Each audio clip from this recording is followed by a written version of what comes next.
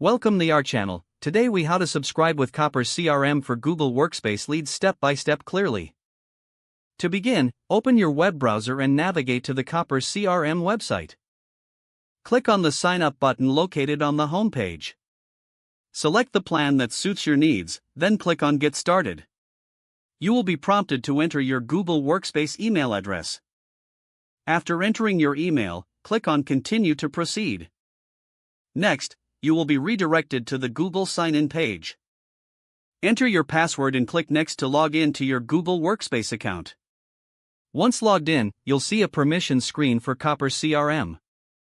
Review the permissions required. You'll then be taken to the Setup page for Copper CRM. Fill in any additional information requested, such as your name and company details. After completing the setup, click on the Finish button. You will now see the Copper dashboard.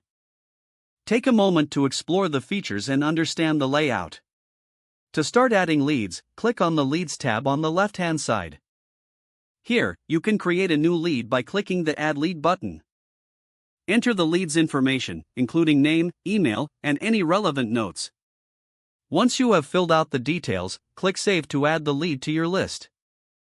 You can now manage your leads and track their progress through the Copper CRM interface. To get the most out of Copper, consider exploring their Help Center for additional resources. This concludes the process of subscribing to Copper CRM for Google Workspace Leads. If the page does not load, refresh the browser or try again in a private or incognito window. Make sure you are using the correct email address, then retype it carefully to avoid small typos. If your password is not accepted, use the Reset option and create a new strong password you can remember.